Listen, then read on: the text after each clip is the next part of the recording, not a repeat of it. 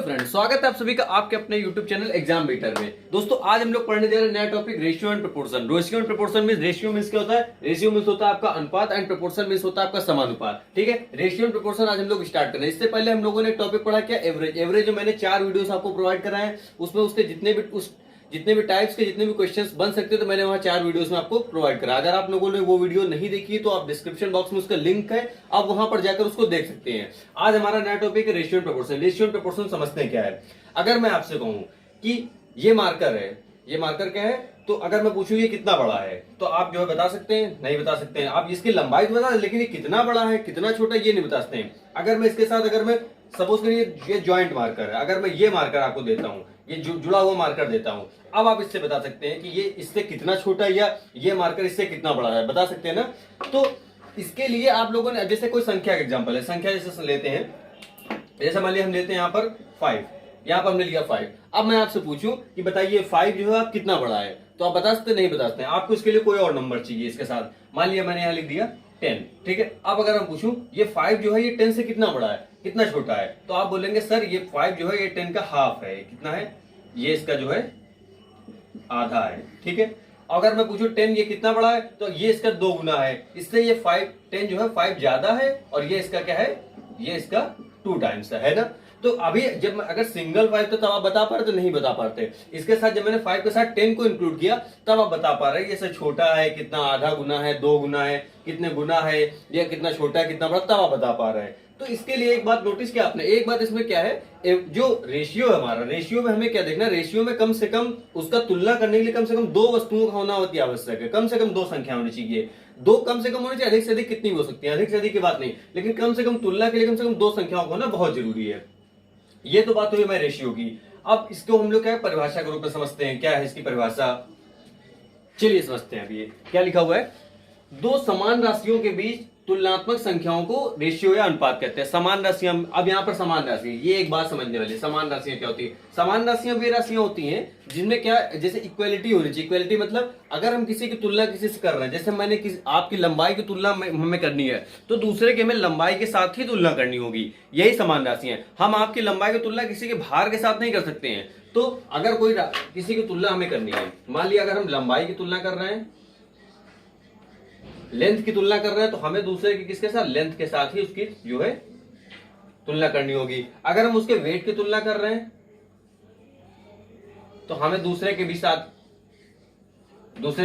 Wait के साथ ही तुलना कर। अगर हम किसी जगह का वॉल्यूम, अगर किसी एरिया का कर रहे हैं, वॉल्यूम किसी जगह का निकाल रहे हैं, तो उसको जो कंपेयर करना होगा उसको भी दूसरे में वॉल्यूम के साथ ही करना होगा। ठीक है, तो ये चीज हमें ध्यान देनी, यही बात यहां बोली गई है कि 2 समान राशियों की तुलनात्मक तो आप समझ रहे हैं। अभी आपने तुलना की 5 10 से कितना छोटा है, 10 5 से कितना बड़ा है, तो यही तुलना है। तुलनात्मक संबंध, ये क्या है? संबंध। तुलनात्मक संबंध को रेशियो यानी कि अनुपात कहते हैं। ठीक है, अब अनुपात का सिंबल क्या होता है? अनुपात का सिंबल होता है 2 डॉट्स होते हैं, ऐसे 2 डॉट्स बने होते हैं। ठीक है, चलिए आगे बढ़ते हैं। आगे हमारा कहते हैं समानुपात। हम लोग बात करते हैं समानुपात क्या होता है। तो अभी अनुपात आपने समझा, जब 2 समान राशियों की तुलनात्मक जो संख्या, तुलनात्मक संबंध होता है, तो उससे क्या कहते हैं? अनुपात कहते हैं। अब समानुपात की बात आती है। समानुपात क्या है? जब 2 अनुपात यानी कि रेशियो क्या है? जब 2 रेशियो आपस में बराबर मीन्स इक्वल हो। ठीक है, आपस में बराबर, तो उसे समानुपात यानी कि प्रोपोर्शन कहते हैं। ठीक है, अब ये देखते हैं क्या है। अभी आप लोगों ने, हमने शुरुआत में एक एग्जांपल पढ़ा, क्या पढ़ा?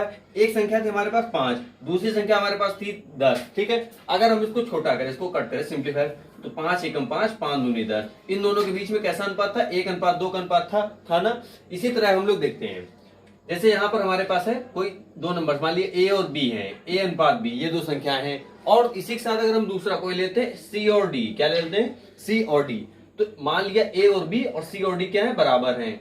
जब A और B 1 अनुपात, ये आपका क्या हो गया? ये आपका एक पहला अनुपात हो गया। ठीक है, ये आपका क्या हो गया? आपका दूसरा अनुपात हो गया।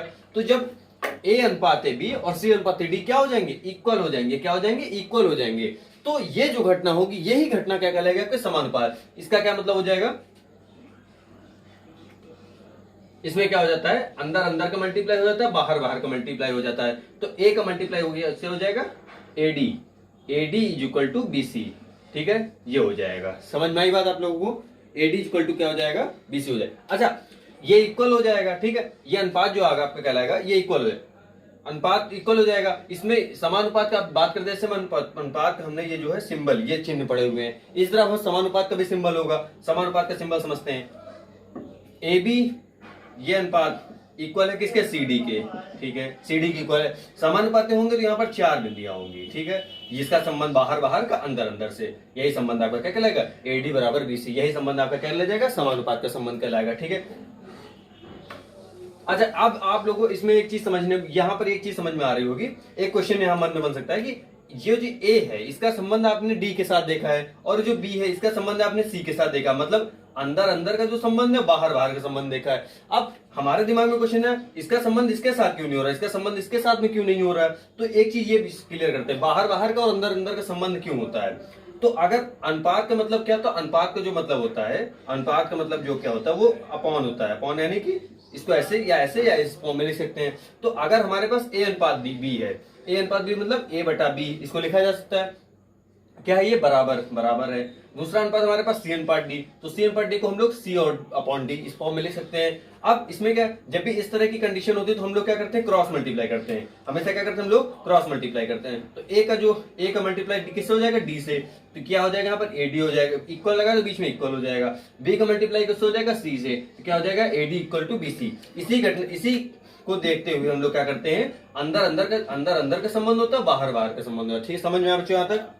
अच्छा, अब बात करते हैं, हम लोगों ने अनुपात और समानुपात की पूरी थ्योरी समझ ली है। अब हम लोग इसके बेस से जो जितने भी क्वेश्चंस बनेंगे, बेसिक से हम लोग इसको समझते हैं। बेस के बाद जितने भी बड़े क्वेश्चंस बनेंगे वो भी करेंगे, ठीक है। इसके जितने भी वीडियोस बनेंगे मैं आपको प्रोवाइड कराऊंगा, इसको बेस से समझते क्या है। क्वेश्चन है पहला, ये किसी समानुपात के 3 पद, कितने पद है, 3 पद। समानुपात में हमारे होते कितने, कुल 4 पद होते हैं। हमारे पास दिए गए 3 पद, कौन कौन से, 4, 6, 8 हो तो चतुर्थांश पद ज्ञात करें। ध्यान समझिएगा, अभी आप लोगों ने पढ़ा हुआ क्या, A अनुपात B समानुपात C अनुपात D, यही फॉर्मेट पढ़ा हुआ है ना, इसी फॉर्मेट में इसको नोट करिए। पहला पद है आपका 4, 3 पद, ये 3 पद का मतलब ये तीनों पद दिए गए। पहला अनुपात, पहला आपका पद है 4, दूसरा है 6, 4 अनुपात 6, समानुपात 8, और चौथा पद आपको पता है, चौथा पद आपको चूंकि नहीं पता, चौथा पद आप क्या लिख लेंगे, चौथा पद आपको x लिख लेंगे, ठीक है।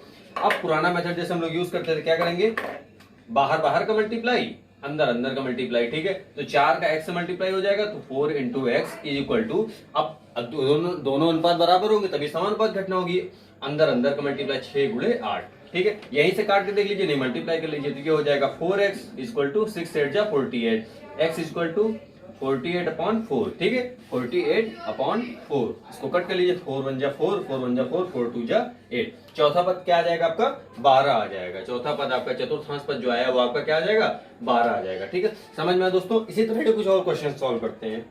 नंबर 2 क्या है, यदि A अनुपात B बराबर 2 अनुपात 3 हो और B अनुपात C बराबर 3 अनुपात 5 हो, B अनुपात C बराबर 3 अनुपात तो हो, तो पता कीजिए A अनुपात B अनुपात C, ये तीनों का अनुपात क्या होगा। और दूसरा क्वेश्चन में से 2 ज्वाइंट क्वेश्चन है, A अनुपात C का मान कितना होगा। अब देखिए सॉल्व करते हैं। देखिए यहाँ पर A अनुपात B दिया हुआ है ना, A अनुपात B, A अनुपात B, ठीक है। A अनुपात B का मान कितना आ गया आपका, 2 अनुपात 3, ऐसे लिख लिया ना। अब यहाँ पर देखिए B यहाँ पर भी और B यहाँ पर भी, अब B अनुपात C यहाँ लिखिए आप, तो B अनुपात C आपने लिखा, B अनुपात C इक्वल टू क्या, 3 अनुपात 5। अब देखिए यहाँ पर भी B था, B यहाँ पर भी है और B यहाँ पर भी है। अब 2 बार इस तरह, तो इसको इस तरह इस फॉर्मेट में लिख करके इसको हम लोग थोड़ा सा चेंज करेंगे। कैसे लिखेंगे, B के नीचे ही आपको B लिख देना, B अनुपात C ऐसे लिख दिया, ठीक है। इसका मान, अब B का मान यहाँ पर इक्वल इक्वल रखा हम लोगों ने, तो B का जो यहाँ पर मान है यहाँ पर इसके नीचे रख देंगे, ठीक है, 3 अनुपात 5, ठीक है। अब यहाँ पर देखेंगे हम लोग क्या है, यहाँ पर समझने वाली चीज क्या है, ये A है, ये B है, ये C है, दोनों B यहाँ पर 2 बार B है। तो हमें यहाँ पर पहले चेक करना है कि जो B का जो मान है 2 बार अगर दिया हुआ है तो वो एक समान है या नहीं। एक समान है तो कोई बात नहीं, अगर एक समान नहीं है तो उसके लिए अलग घटना हो जाएगी। अभी यहाँ पर चूंकि हमारे लिए मान B का एक समान है तो हम लोग को कुछ ज्यादा करने की जरूरत नहीं। क्या करना होगा, सीधे सीधे आपको एक, अब यहाँ पर क्या हो जाएगा, अब यहाँ पर A अनुपात B अनुपात C निकालिए आप, तो क्या हो जाएगा, A की जगह पर आप किसका A का मान रख दीजिए, क्योंकि A का मान जो है यहाँ पर 1, यहाँ पर भी 1, तो A का मान उठाकर आप रख दीजिए, ठीक है। B का मान यहाँ पर भी 3 है, यहाँ पर भी 3 है, दोनों जगह 3 है तो कोई भी एक 3 उठाकर रख दीजिए, आप कोई दिक्कत वाली बात नहीं है, ठीक। C का मान को आप एक यहाँ उठाकर रख दीजिए, C का मान 5, ठीक है। गलत हुई शायद, अरे कहाँ यार, सही तो जाते हुए बोल देना बस। ठीक है, तो ये समझ में आया ना आपको कि ए का मान यहाँ पर 2 हो गया आपका, बी का मान हो गया 3 और सी का मान हो गया 5। चूंकि यहाँ बी का मान हम लोगों ने क्यों नहीं चेंज किया, क्योंकि दोनों जगह एक समान था। ठीक है, एक तो क्वेश्चन हम लोगों का सॉल्व हो गया, ये वाला क्वेश्चन हमारा सॉल्व होगा, आंसर है हमारा 2:3:5। दूसरा क्वेश्चन था यहाँ पर ए अनुपात सी का मान बताइए। ए का मान हमने यहाँ पर क्या, ए का मान यहाँ पर देखा 2, ए का मान यहाँ से हो जाएगा 2, तो ए का मान हो गया 2। सी का मान क्या हो जाएगा, सी का मान यहाँ देखिए, सी का मान है 5, तो सी का मान हो गया 5। ठीक है, ये हमारा दूसरा क्वेश्चन सॉल्व हो गया।